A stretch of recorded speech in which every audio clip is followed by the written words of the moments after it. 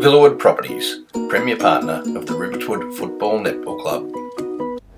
Alright, welcome to episode 10 of The Tank. I'm Jayden Baillie and I'll be your host for this evening.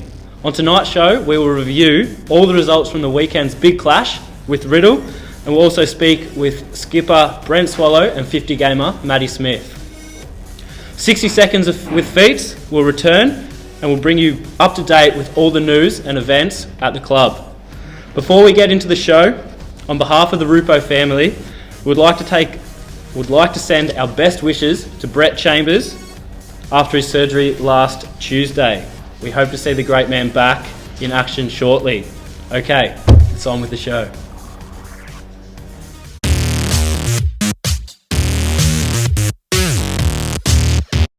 In the seniors, Riddle 14-6-90 defeated Riverwood 3-9-27. Cameron Corey, Lee Wellington and D Morris the goal scorers. Sees Riverwood slip to third on the table. In the reserves, Riddle 9-5-59 defeated Riverwood 6-11-47. All single goal scorers for Riverwood, seeing the boys drop to third on the premiership table. And in the under-19s, Riverwood 17-3-105 defeated Riddle 2-4-16 with Jacob Shaheen and Connor Franny-Glenn kicking four. Riverwood sits atop of the table. Okay, here we are with Nick Ash following today's loss to Riddle. How did the day pan out for you, Nick? Yeah, it was pretty disappointing. I thought we had a pretty good preparation. I thought Thursday night was coming down and helping us out on the training track and setting some things in place. I thought we were really ready to go. I thought before the game it was showing that the boys are up for it, and then it sort of went out the door as soon as the first bounce went, and Riddle certainly outclassed us all day. Yes, they came out some real intent and was some pretty good old tough hard country footy, wasn't it? Yeah, there was. Look, they were first to the ball, they were harder than us. I couldn't question our effort, but I just reckon that we was second to the ball far too often for the whole day. But it wasn't just one quarter in particular, it was probably right throughout the game. They played a contested game of footy, that's what they wanted, and it fell into their hands the way we gave it up and played. And a couple of injuries that hampered us throughout the day as well. Yeah, I think Ricky did his hamstring in the first 2 minutes after taking a mark. I'm not sure how bad it is. I think it was more precaution as well, getting him off the ground. He probably could have gone back out there, but then probably the chasing and everything else would have probably done it pretty bad. And I think Chambo's off to the Epworth Hospital now to get an X-ray done on his right. I think it's his right arm. It looks like he's got a break in there somewhere. Oh, well, he's got one arm longer than the other, so maybe they might take a bit of bone out and even him up. Maybe. Absolutely. That's a good lesson for us today as we move forward towards the ultimate goal at the end of the year. Yeah, it's certainly a wake-up call. Well, not the wake-up call, I suppose, that we always knew Riddle was a good side. We would really respect them, and we expected nothing different today.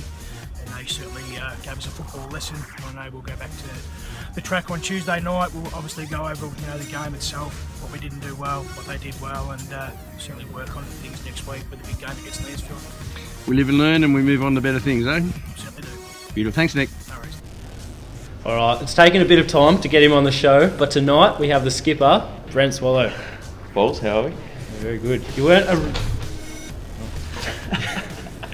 originally a Rupo boy. Can you share your early junior story and how you came to Rupo? No, yeah, I wasn't early. Under 11s, I think I came here. I did play for Craigieburn, but yeah, I couldn't even tell you. I was that long ago, so yeah. You were part of the dream team who won 7 or 8 flags straight. Who were some of the coaches or players of note during those years? Yeah, I was part of that. I reckon Rod's throwing this in because he was one of the coaches. There's Gary Day, Ken Balmer, Sangers. Sangers was assistant coach. I think Tris Murphy was also assistant coach with it. Probably some of the players to note were Dill Murphy, Taylor Hine went on to play AFL and now plays at Diggers. Dave Bourne before he got fat. Yeah, we're pretty lucky to win 7 of the 8 flags. Not bad for juniors. Very good. All right, you have the nickname Booba. How'd you get it? I used to do squad swimming, and as part of our individual medley team, I had to do the butterfly. And my boss now, Tristan Murphy, gave it to me. He thought I was good at butterfly because I was a little bit fat and my titties hit me out of the water. So yeah, and obviously around a footy club, stuck to shit to a blanket.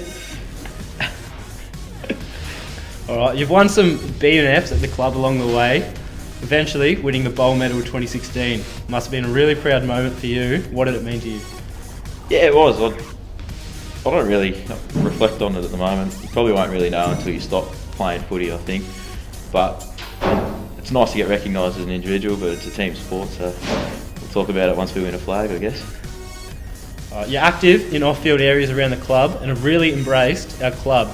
We wish you all the best for the remainder of your footy journey here at the Tank.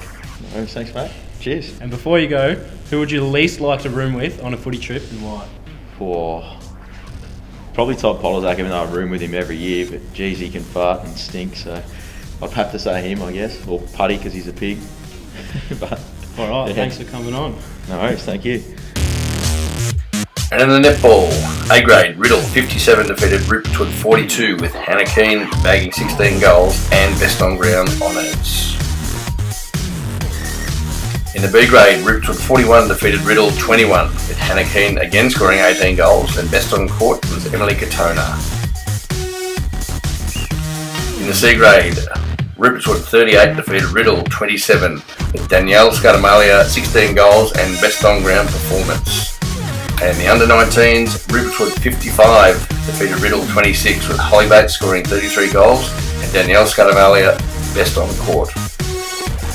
In the ladders, Ripwood occupy second position in A grade, first position in B grade, third position in C grade, and on top of the ladder in the under-19s.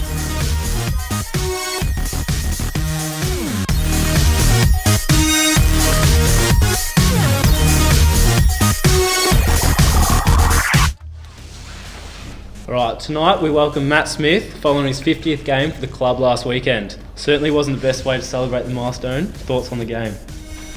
I thought we were pretty soft. Just got to be bullied around the ball. But we'll come back bigger and stronger, I think. Definitely. Alright, so what do you do for a living? Sparky. Sparky? Good fun. Tell us about your Rupo journey to date. Arrived under the tutelage of Dave Barry. My Rupo career. Yeah. Come down from the Gold Coast to beautiful Rupertswood. Played for a year, I think, and took off to the WRFL. That didn't go too well, so I think I retired. Then I ended up back here, and I think I retired again, and then now I'm back here. So yeah. Exciting. Originally a Shepparton boy, tell us about your impressive footy journey before Rupo.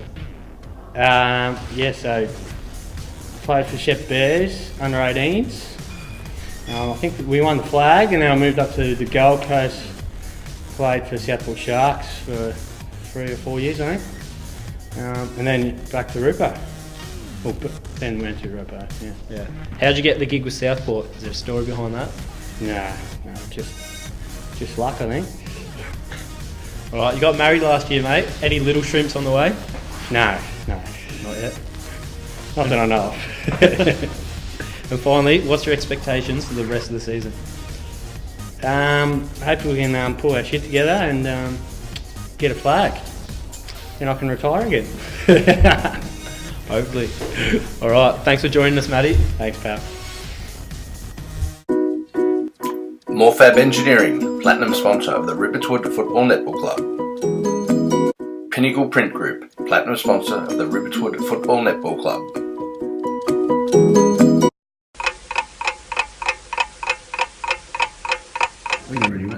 Welcome to 60 Seconds of Feats. Got my great mate here, Sugar. What's going on, bro? How are you, mate? Yeah, not too bad. Right, first off, what do you do for a job?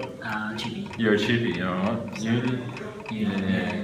So, pays the bills. Not bad. Rupo career highlight? Whoa, I don't know. Probably when we won the flag in the under 18s, pretty good. Then you win like 10 in a row or Yeah, I won something? a few in a row, so been lucky enough to win a few flags. So Which AFL player do you model your game on? I don't know. I like McCraw, Lucra? but he's more of a forward type setup going on. Or more of Gary Ablett, yeah, mate? Ablett's good too. You got a celebrity crush?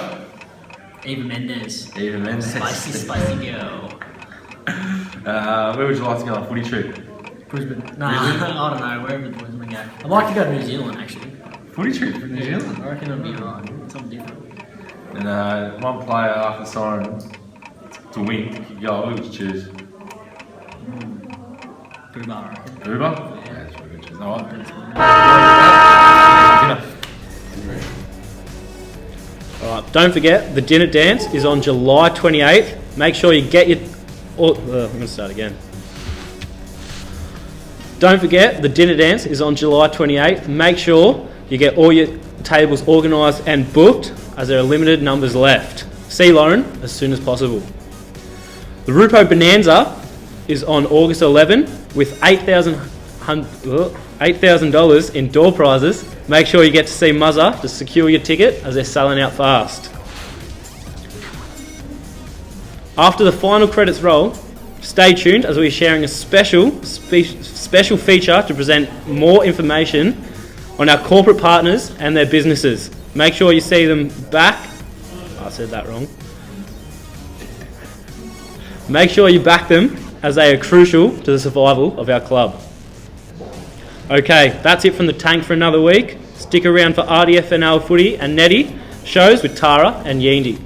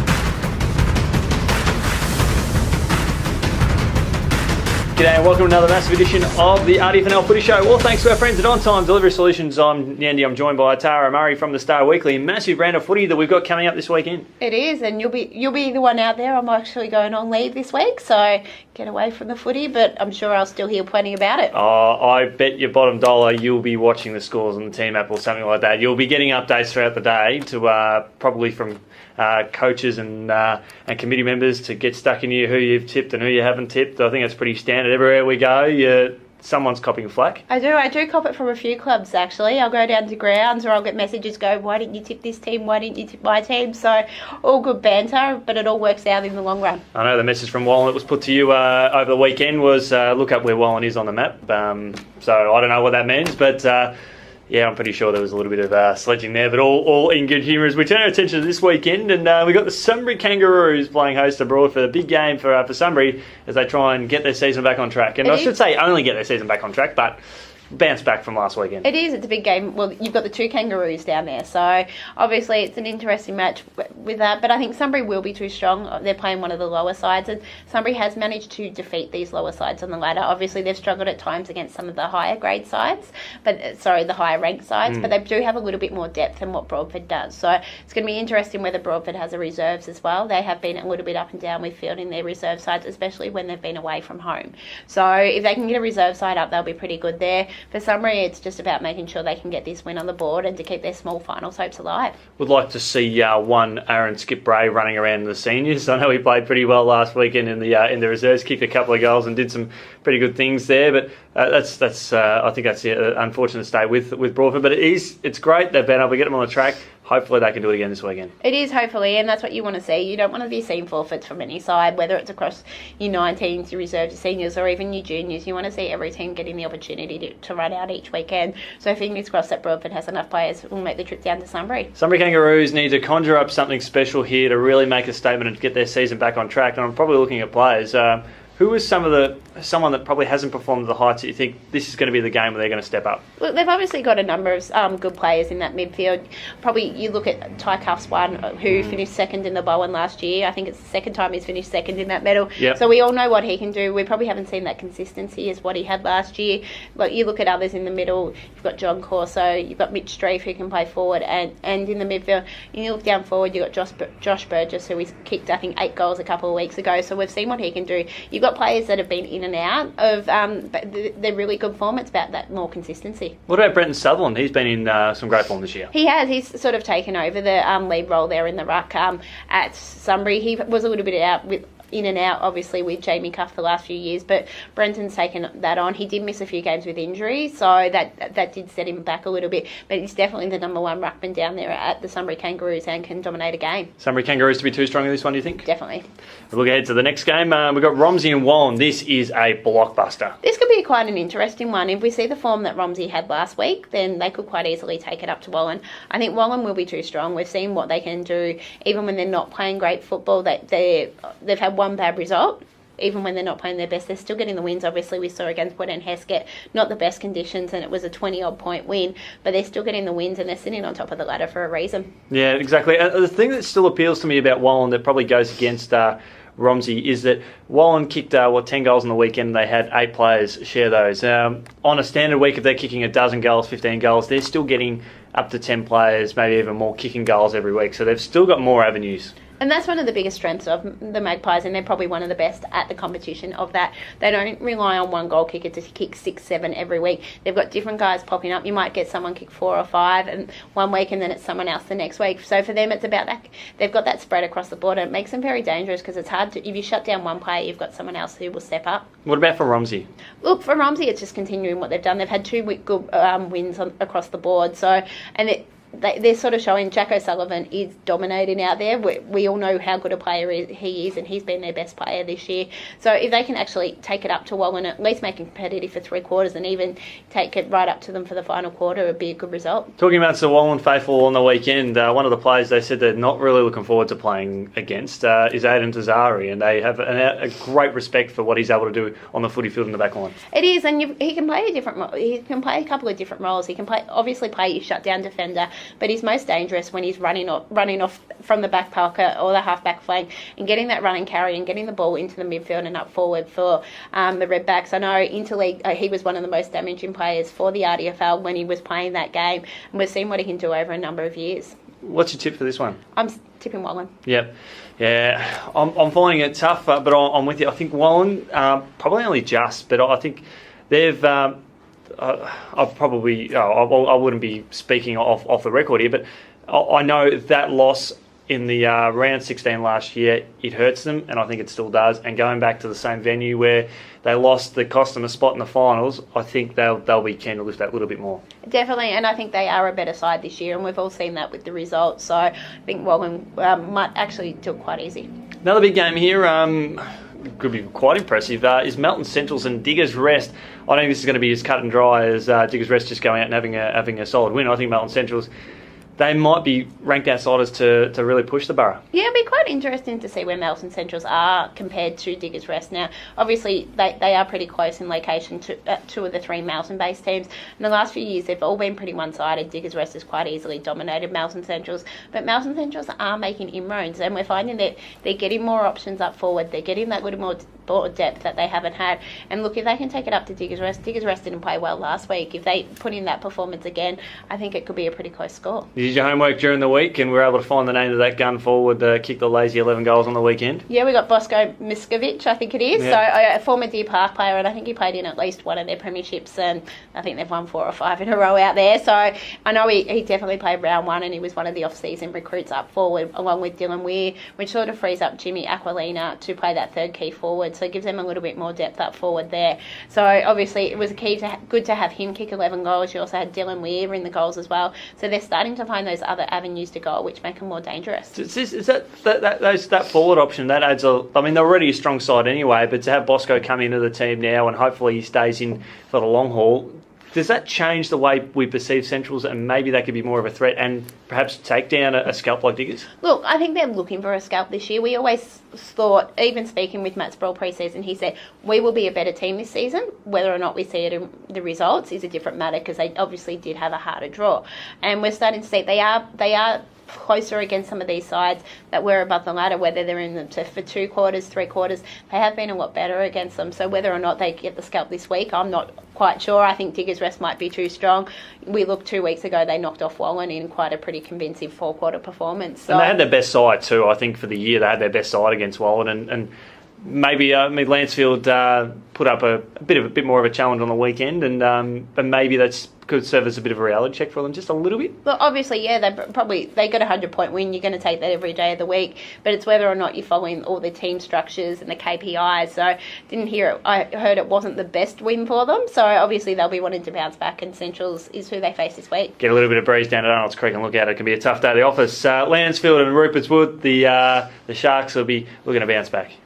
This could be a tough day for the Tigers. I've heard that a few times. You said it in recent weeks, and every time it's been correct, unfortunately. Yeah. I'd love to see the Tigers being a lot closer, being a lot more competitive, and maybe getting a few of these wins. But it's a tough day for them playing Rupert's Wood on a normal week, let alone when Rupert's was coming off a performance that they did. So I'm expecting them to return to the form that we've seen them all season. Lansfield can take a few positive notes out of their effort against the Borough on the weekend, where they did kick, I think, one of their highest scores of the year. It was 6 goals. So something they can sort of work on. It is, and there's a lot of positives coming out of them. Obviously, they've said it's not about the scoreboard this year, so it's about focusing on those little things. They've got players coming through. They're introducing some of those younger players into the side as well. So it's all about building for the future for them. So if they can be competitive to a degree like they were against Diggers Rest, I think they'll be pretty happy. And the Sharks, they'll be looking to just fire from all cylinders and take this one. I think you're expecting that. I'm expecting that. So it could be quite a big margin here. Yeah, the beast has definitely been poked there. Riddle and Rockbank. Look, Riddle is the form team of the competition at the moment. So we've seen what they've done the last few weeks, and obviously smashing Rupert's Wood last week. That I think it's going to be a pretty big win for Riddle. Obviously, Rockbank, we looked last week, they did a really good job against Macedon early on. They just didn't have the ability to keep that going for 2, 3, 4 quarters. So for them, it's about making sure that they're trying to be consistent and take it up to these top sides and see if they can build on what they did last week. And that's I think it's still a positive for them. They're able to put in a good, solid first quarter effort, and we don't expect them to be able to run with these teams for so long, because they are still building their fitness, they're still building their skill level. So again, that's a massive positive that they can take away from them. Yeah, exactly, and that's it. And they know they're not at that level. For them, it is about that and developing these players for the future. I'll throw you a question without notice. We look at Lansfield, we look at Rockbank. They're taking on two quality teams this weekend. What's the difference between where the two are at in how you see their performances and maybe their depth behind them? Look, probably I think Rockbank might be a couple of years ahead, because they've been in this process for 2-3 years, where Lansfield's only really started going back to scratch this year. So, and you've probably got a different light. Obviously, I think both sides have got a fairly young list. I think Rockbank might be a slight bit younger, but I think they're probably 2-3 years more advanced in what they're looking to do. So I think they're set to launch in the next 2-3 years, look at bringing in recruits, look at taking to that that next stage, when Lancefield's only at step one of that. So that's probably the one difference at the moment. Rockbank is further down the track. Very well said. Still a bit of optimism at Tigerland, a little bit while to go. And then for the Bilton Cup, we've got Macedon and Woodend Heskett. I still think one of the great disasters or shocks of the competition is that these two teams don't play more than once this year, because I know the rivalry is very intense. But that's just me. I grew up as a Woodend Heskett boy, and we used to always like going down the road or welcoming on the Cats, and the intensity of the rivalry was great. So, and I think we're going to be in for a pretty good game here over at Macedon. And look, you've probably got a little bit of a torn heart, because I know you do have a close connection with the Cats down there as well as in more recent years. So, look, for this match, this is massive for Woodend Heskett. They lose this, that's 3 losses in a row. So, for a team that's looking to play finals, you want that consistency. You don't want to be dropping multiple games in a row. And it's going to be a hard task against Macedon, who is sneaking under the radar. They're just doing what they have to do. They're piling up the wins. They're starting to get all their players back. And look, they're primed for a big second half of the season. They certainly are. I did a little bit of forward prediction. I did a little bit of homework for a change. But in terms of win-loss between Woodend Heskett and Romsey, I think there's a game that sort of comes later on in the year with only a few weeks to go where, realistically, I'd call it now, but it's really going to come between. That might be the game that decides it. And this is no disrespect to the Sunbury Kangaroos. I know they've got a tough draw, but I've looked at those two teams, and they've got some winnable games, and they've got some games where they're playing teams up above them. But it really could come down to that one. Well, yeah, definitely. And probably the other match is the catch-up match between Romsey and Diggers Rest is going to be the other crucial match in how this season goes. Obviously, the top 6, you've got Woodend in 6th, Diggers Rest in 5th, and then you've got Romsey in 7th. So and 2 of those teams have still got one game to play. So this is massive for Woodend Heskett, and as you said, it could come down to that game later in the year, especially if Romsey picks up the points against Diggers Rest in the catch-up match. Yeah, which would be very fascinating. It'll really be a really good shake-up to the competition. Well, Tara, thanks so much for joining us on looking ahead to the upcoming round in the RDFNL. All thanks to our friends at On Time Delivery Solutions, and we look forward to catching up with you as soon as we can. Thanks for having me.